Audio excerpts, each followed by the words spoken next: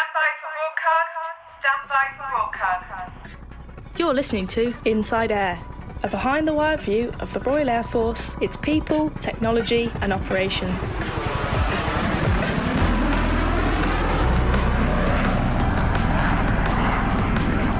Hello, my name is Flight Lieutenant Peter Lisney, and in today's episode we'll be looking at how the RAF is responding to the high-tech and ever-changing domain of space. We'll also reheat a few stories, just in case you missed them. But first, see if you can identify this noise.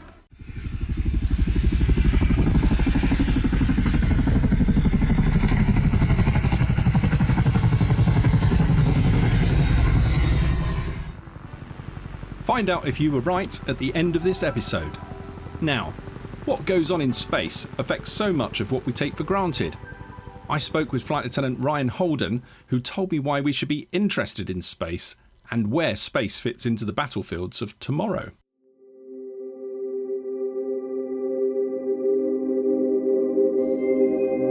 Space is managing to touch on pretty much every technology that you're going to be using nowadays.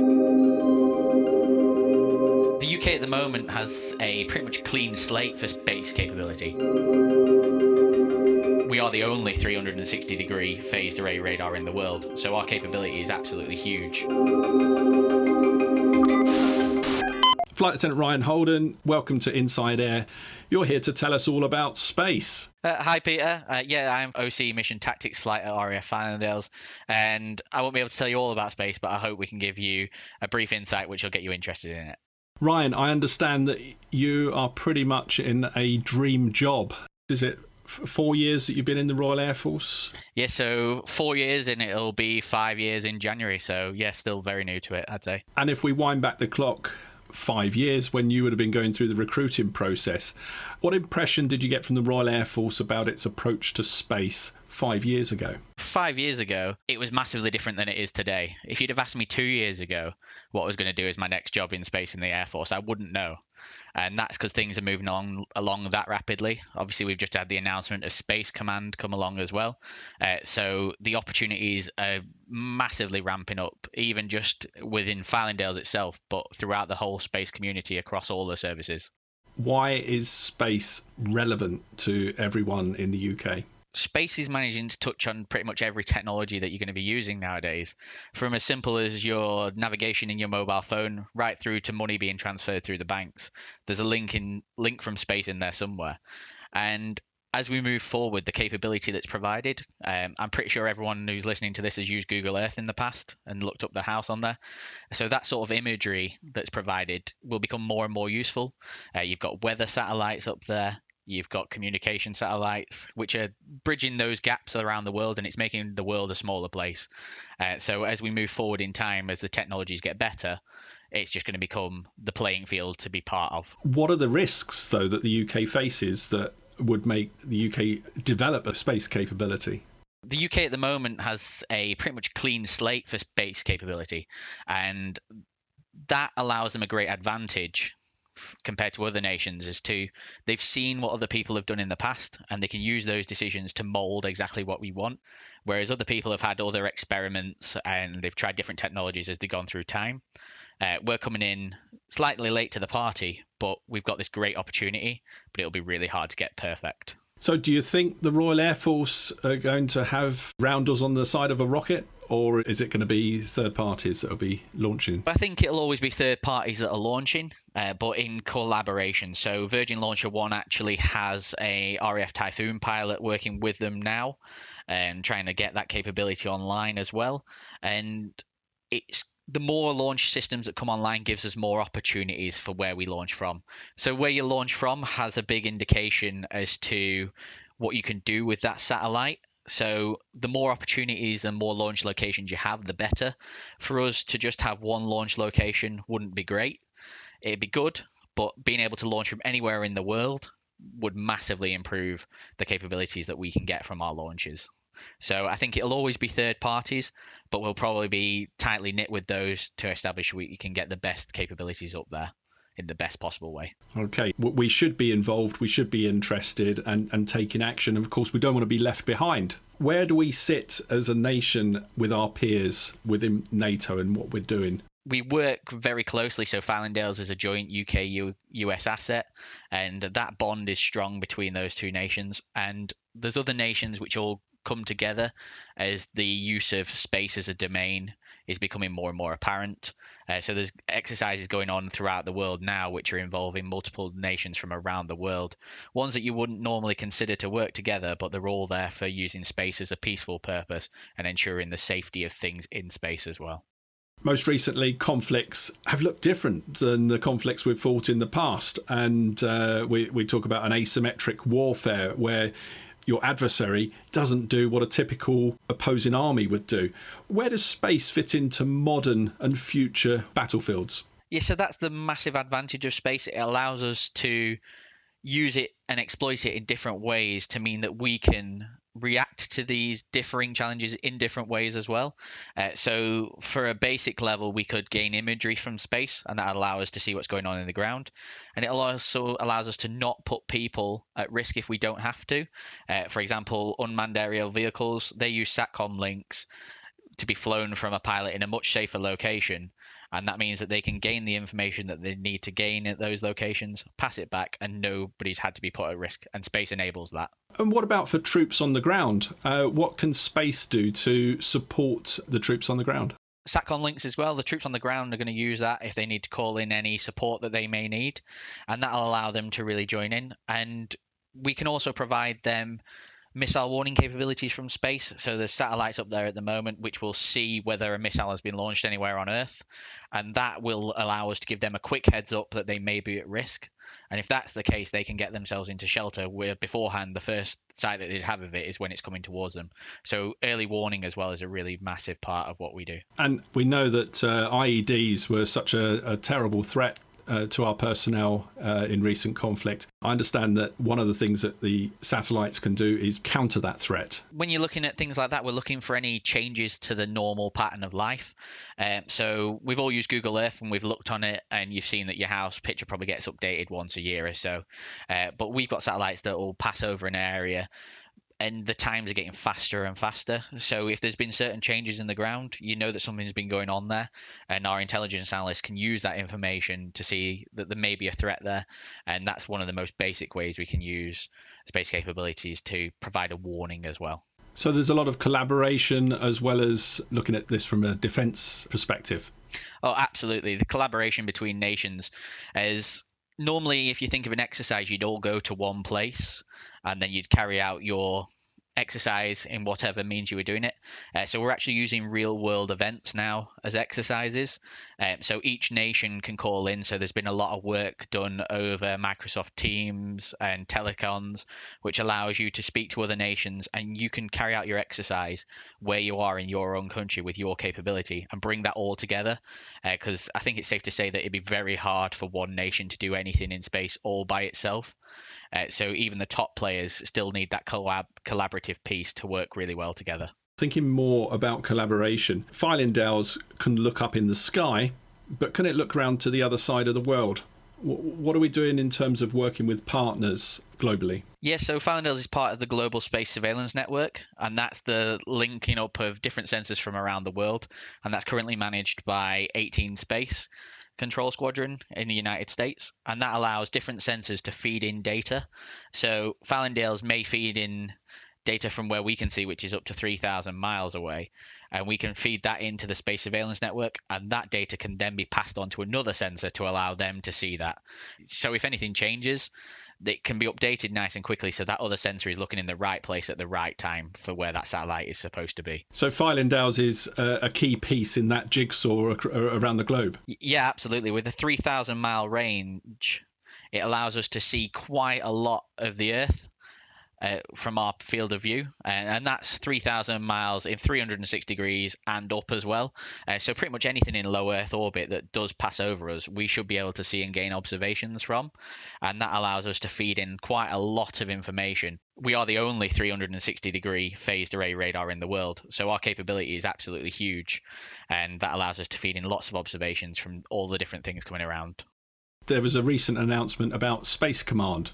Can you tell me what Space Command is going to be and what do we expect to get out of that? Space Command is going to be a joint venture staffed by all three services, and that allows us to really nail down that space is a tool for all the domains.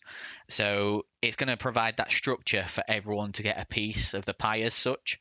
So as we move forward, there'll be a structure of leadership in there which allows space to be used in each way that we want, and that allows us to really exploit it to its full potential.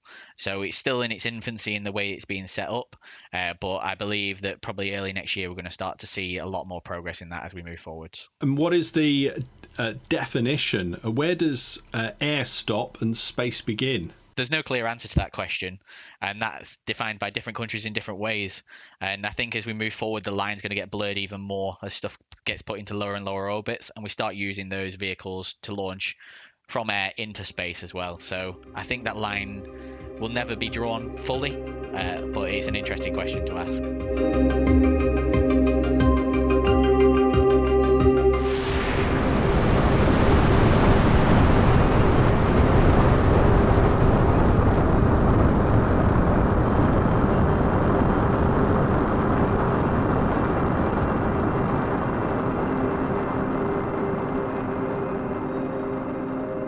Do you have aspirations to go into space yourself?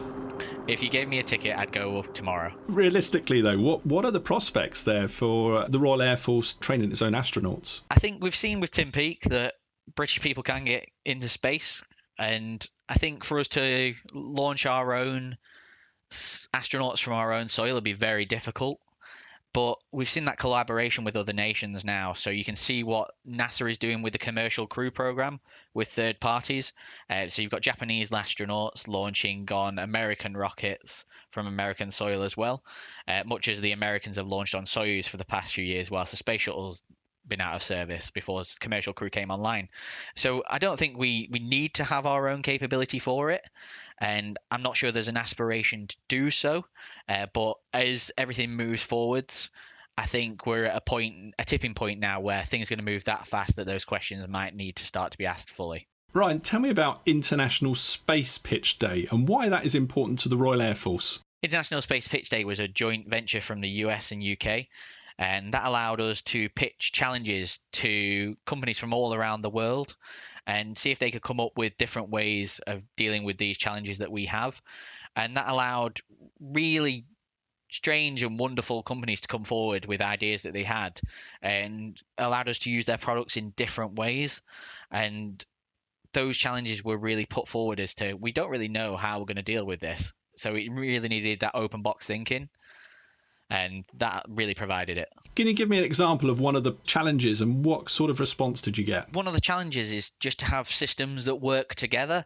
And I'm sure you've all got a new piece of technology, you've taken it home and it doesn't work with a certain other piece of technology that you've had. If you think we've all been building out our networks separately for all these years, and now we've all come together and decided we all want to work together, these systems can't talk to each other properly in those ways.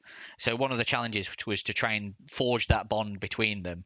And obviously it's much harder to do after the fact. And that's why we wanted to look at it in a different way and hopefully provide that solution. So from your perspective, your career, what are your aspirations? For me, I've now carried out the role of a crew commander and then moved into the role of mission tactics. So I've been able to hopefully impart my bit of knowledge that I've learned from a normal day in the ops room and imparted that knowledge on to make those procedures better.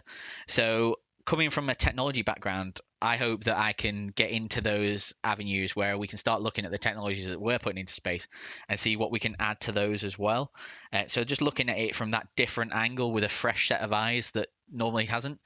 And I'm not from that traditional defense background, so it allows me to look at problems in a different way. And I think that'll be a massive benefit as we move forward for myself and as we move into my later career. Ryan, I understand that you have recently been selected to attend a specialist course. Yep, so I've just been selected for the Qualified Space Instructors course, and that's the leading course for space operations in the MOD now. And that is what you normally think of is the Qualified Weapons Instructor courses. That's the same thing, but for space. And these are going to be courses for those people to become the SMEs in space subjects, and also bring those links to the other domains as we go through. So it's open to all the services, and we've actually got some land component on it this time, so it's going to be really interesting to see what they bring to the table as well. And you're still quite a young guy, aren't you? How old are you now? Yeah, so I'm still 27 at the moment. What do your friends, in as much as what you can tell your friends about what you're doing, what kind of reaction do you get? I almost think that they can't quite believe me when I'm talking to them about the things that we've done on a daily basis at work. They almost take it with a pinch of salt, and that's only the stuff that we can tell them. So it's fantastic when we can find stuff in the civilian world that we can post links to and show them and say, look, that's what actually I did today. So it's really interesting, and just to see their reaction, because from growing up and keeping the same group of friends to now seeing how everyone's changed and those links that you can throw back into your normal civilian life, it's an unbelievable job that we get to do. Do you look at the sky at night differently now? Ever since Starlink started launching, yeah, because you can actually see them pass overhead, so it's quite exciting. Tell me more about that. What should we be looking out for on a clear night? On a clear night, you'll quite often see the ISS pass overhead, so just look for something that's going really fast with a light that's not flashing, that's really bright, and that's probably the ISS moving over. But then if you start to see lots of those bright lights all in one train, that's probably Starlink bunch of satellites that's moving all together. So most things that you'll see moving on a clear night, the stars don't tend to move. So if you see something really bright that's moving, it tends to be a satellite, and you're going to see that more and more as we move ahead. So Starlink, that must be making you quite busy. Oh, absolutely, yeah. So they're launching at least once a month now with 60 satellites on every single launch, and they have the ability to throw other customer satellites on those launches as well. So it means that we're not just cataloguing a simple set of satellites, there's other missions going on there as well. So it makes the game a little bit more difficult, but it also means it's much more interesting, and we've got this repetition going on. And obviously as we get busier and busier, we've got more and more things to track, and they add to it as well. So space is definitely becoming a lot busier on a monthly basis. Can you tell me about the work that you do on a typical day? So on a day-to-day basis, my main role is looking at the procedures that we have and trying to make those better and improve them for the operators that are there. And that can be anything from an idea that one of the ops crews provides, and we say, oh, why are we doing it that way? This way would be simpler. And we look into that and see why, or why not it can be implemented. And that's quite an interesting job to have, because you have to look into why we started doing it that way in the first place, or it was just the way that we've always done it. And it allows you to challenge those questions as to, is that the way we've always done it, and why can't we do it a different way? So that's a day-to-day basis, is asking those questions, and it makes it a really interesting job.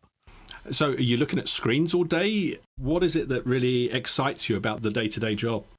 So what excites me the most is the knowledge that we have. So in the RAF, we don't get to stay in places for very long, but we also work very closely with Serco, our analysts that we have at Fylingdales and engineers. So I can go with a question as to why we've done it, and they give me the answer straight away as to why that's happened, and that knowledge that they have. So the best bit about my job is how much I get to learn on a daily basis from people who have been at the coalface of it for that many years, and it really allows you to see things in a different way. If someone's already in the Royal Air Force and they are interested in getting into the space side of things, what kind of person do they need to be? For the sort of person they need to be is just somebody who's willing to learn. And if you're happy to put the work in and learn, we believe we can train anyone.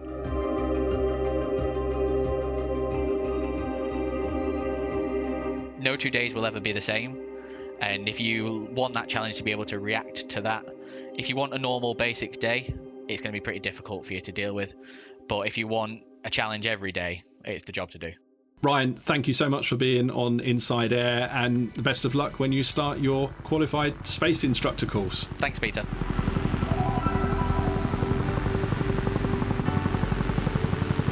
Welcome to Reheat. I'm LAC Victoria Andrews, and just in case you missed them, here are some of the stories which have made the news recently. The Chief of the Air Staff, Sir Mike Wixton, has spoken about the importance of planning and preparing to protect space and the satellites housed in it. Speaking at the Defence Space Conference, which took place virtually, he said how this may be the combat zone of the future. A future conflict may not start in space, but I am in no doubt it will transition very quickly to space, and it may even be won or lost in space. A disruption to space-based services would affect us all, from withdrawing money at an ATM to running the national grid. It comes as Russia and China are developing and deploying multiple space weapons. In the Middle East, firefighters had to react quickly when a faulty air conditioning unit caught fire at a coalition airbase. The blaze had the potential to cause serious damage, but was brought under control quickly. The RAF firefighters are deployed on a 4-month rotation, providing firefighting cover at the base. RAF Halton has become the Force's premier hub for all things virtual reality, with the opening of its new state-of-the-art esports arena. The new VR suite boasts 10 highly specialised gaming PCs, allowing personnel to play more than 40 games and interact with thousands of gamers.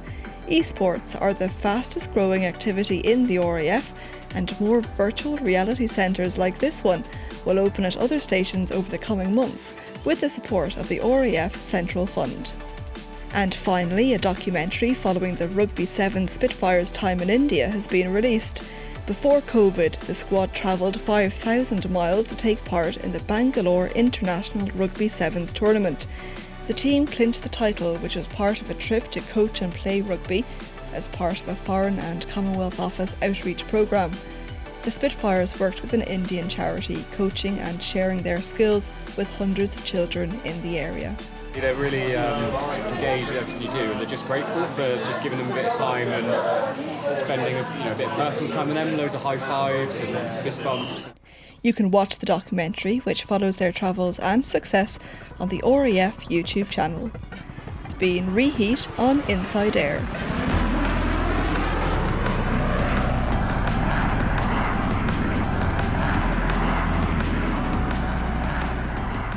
I'm SAC Simon Ross with this episode's Name That Noise.